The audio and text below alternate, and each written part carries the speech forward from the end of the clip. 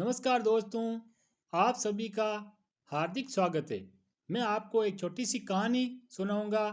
कहानी का शीर्षक है बच्चों की शिक्षा। एक बहुत प्रसिद्ध लामा ने अपनी आत्मकथा में लिखा है कि जब मैं 5 वर्ष का था तो मुझे विद्यापीठ में पढ़ने के लिए भेजा गया। रात को मेरे पिता ने मुझसे कहा, तब मैं कुल 5 वर्ष का था। रात को मेरे पिता ने मुझसे कहा कि कल सुबह 4 बजे तुझे विद्यापीठ भेजा जाएगा और स्मरण रहे, सुबह तेरी विदाई के लिए न तो तेरी माँ होगी और न मैं मौजूद रहूंगा। माँ इसलिए मौजूद नहीं रखी जा सकती कि उसकी आंखों में आंसू आ जाएंगे और रोती हुई माँ को छोड़कर तू जाएगा तो तेरा मन पीछे की तरफ होता रहेगा। और हमारे घर में ऐसा आदमी कभी पैदा नहीं हुआ जो पीछे की तरफ देखता हो। मैं इसलिए मौजूद नहीं रहूंगा कि अगर तूने एक बार भी घोड़े पर बैठकर पीछे की तरफ देख लिया तो तुम मेरा लड़का नहीं रह जाएगा। फिर इस घर का दरवाजा तेरे लिए बंद हो जाएगा। नौकर तुझे विदा दे देंगे सुबह। और स्मरण रहे, घोड़े पर से पीछे लौटकर मत देखना। हमारे घर में कोई ऐसा आदमी नहीं हुआ जो पीछे की तरफ लौटकर देखता हो।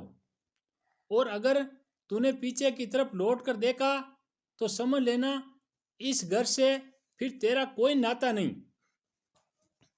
5 वर्ष के बच्चे से ऐसी अपेक्षा। 5 वर्ष का बच्चा सुबह 4 बजे उठा दिया गया और घोड़े पर बिठा दिया गया। नौकरों ने उसे विदा कर दिया। चलते वक्त नौकर ने भी कहा, बेटे होशियारी से, मोड़ तक दिखाई पड़ता है, पिता ऊपर से देखते हैं, मोड़ तक पीछे लौटकर मत देखना। इस घर में सब बच्चे ऐसे ही विदा हुए, लेकिन किसी ने पीछे लौटकर नहीं देखा। और जाते वक्त नौकर ने कहा कि तुम जहां भेजे जा रहे हो वह विद्यापीठ साधारण नहीं है। वहां देश के श्रेष्ठतम पुरुष उस विद्यापीठ से पैदा होते हैं जहां बड़ी कठिन परीक्षा होगी प्रवेश की। तो चाहे कुछ भी हो जाए, हर कोशिश करना कि उस प्रवेश परीक्षा में प्रविष्ट हो जाओ, क्योंकि वहां से असफल हो गए तो इस घर में तुम्हारे लिए कोई जगह नहीं रह जाएगी। 5 वर्ष का लड़का, उसके साथ ऐसी कठोरता। वह घोड़े पर बैठ गया और उसने अपनी आत्मकथा में लिखा कि मेरी आंखों में आंसू बढ़ने लगे, लेकिन पीछे लौट कर कैसे देख सकता हूं उस घर को, पिता को, जिस घर को छोड़कर जाना पड़ रहा है मुझे अनजान में। इतना छोटा हूं लेकिन लौट कर नहीं देखा जा सकता, क्योंकि मेरे घर में कभी किसी ने लौट कर नहीं देखा। और अगर पिता ने देख लिया तो फिर इस घर से हमेशा के लिए वंचित हो जाऊंगा। इसलिए कड़ी हिम्मत रखी और आगे की तरफ देखता रहा, पीछे लौटकर नहीं देखा। इस बच्चे के भीतर कोई चीज पैदा की जा रही है। इस बच्चे के भीतर कोई संकल्प जगाया जा रहा है जो इसके नाभि केंद्र को मजबूत करेगा। यह बाप कठोर नहीं है, यह बाप बहुत प्रेम से भरा हुआ है। और हमारे सब माँ बाप गलत है जो प्रेम से भरे हुए दिखाई पड़ रहे हैं। वे भीतर के सारे केंद्रों को शिथिल किए दे रहे हैं। भीतर कोई बल, कोई संबल खड़ा नहीं किया जा रहा है। वह स्कूल में पहुंच गया। 5 वर्ष का छोटा सा बच्चा, उसकी क्या सामर्थ्य और क्या हैसियत। स्कूल के प्रधान ने, विद्यापीठ के प्रधान ने कहा कि यहाँ की प्रवेश परीक्षा कठिन है। दरवाजे पर आंखें बंद करके बैठ जाओ और जब तक मैं वापस न आऊं तब तक आंख मत खोलना, चाहे कुछ भी हो जाए। यही तुम्हारी प्रवेश परीक्षा है।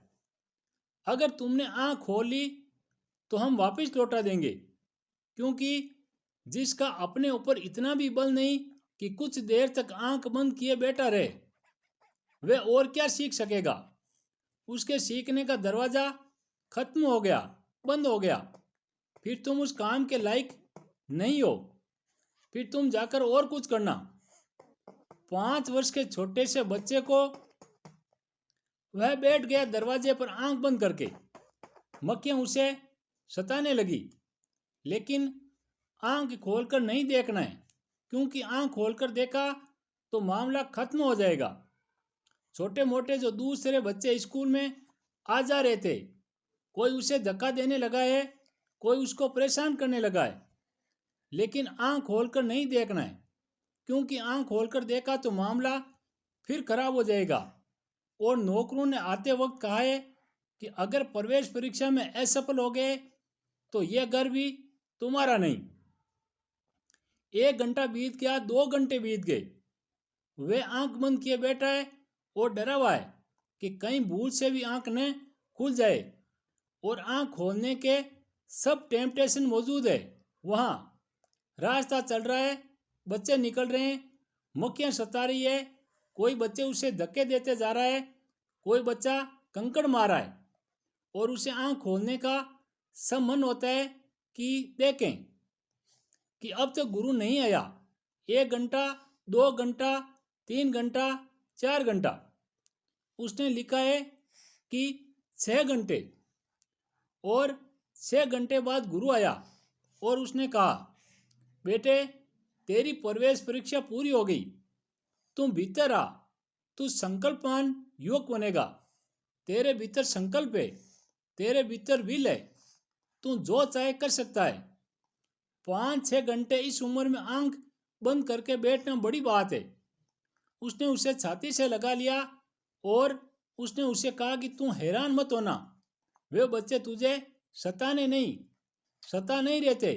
वे बच्चे भेजे गए थे, उन्हें कहा गया कि तुझे थोड़ा परेशान करेंगे ताकि तेरा आंख खोलने का ख्याल आ जाए।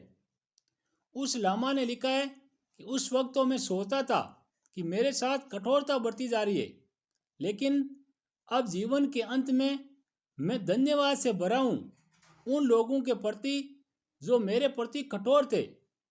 उन्होंने मेरे भीतर कुछ सोई हुई चीजें पैदा कर दी। कोई सोया हुआ बल जग गया। लेकिन हम उल्टा कर रहे हैं। बच्चे को डांटना भी मत, मारना भी मत। और अभी तो सारी दुनिया में कॉर्पोरल पनिशमेंट बिल्कुल बंद कर दिया गया है। बच्चे को कोई चोट नहीं पहुंचाई जा सकती, कोई शारीरिक दंड नहीं दिया जा सकता। यह निहायत बेवकूफ़ी से भरी बात है, क्योंकि जिन बच्चों को किसी तरह का दंड नहीं दिया जा सकता, दंड अत्यंत प्रेमपूर्ण था। वे शत्रुता नहीं थी बच्चों के प्रति, क्योंकि उनके भीतर सोए हुए कुछ सेंटर उसी के अंतर्गत जागते थे। उनके भीतर रीढ़ खड़ी होती थी, मजबूत होती थी। उनके भीतर कोई बल पैदा होता था। उनके भीतर क्रोध भी जगता था और अभिमान भी जगता था, और उनके भीतर कोई रीढ़ खड़ी होती थी। कहानी को पूरा सुनने के लिए धन्यवाद। मेरे चैनल को सब्सक्राइब जरूर करें।